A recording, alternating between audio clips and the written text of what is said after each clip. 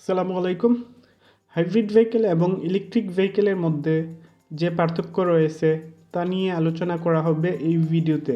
Engine এবং electric মোটরের সমন্বিত শক্তিতে চলে হাইব্রিড ভেহিকেল।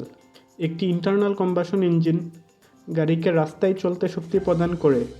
রাস্তায় চলতে শক্তি প্রদানের সাথে মোটর জেনারেটরকে ঘোরায়, ফলে মোটর জেনারেটর ভোল্টেজ জেনারেট করে হাইব্রিড ব্যাটারিকে রিচার্জ করে।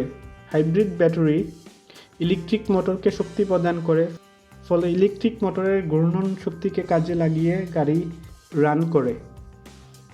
এভাবে হাইব্রিড ভেহিকেল ইঞ্জিন এবং ইলেকট্রিক মোটরের সমন্বিত শক্তিতে চলে। অন্যদিকে ইলেকট্রিক ভেহিকেলে কোনো ইঞ্জিন থাকে না, কোনো ফুয়েলের প্রয়োজন হয় না। ইলেকট্রিক সোর্স থেকে ব্যাটারিকে রিচার্জ করে ব্যাটারি থেকে ইনভার্টারের সাহায্যে 3-ফেজ ইন্ডাকশন মোটরকে ঘোরানো হয়।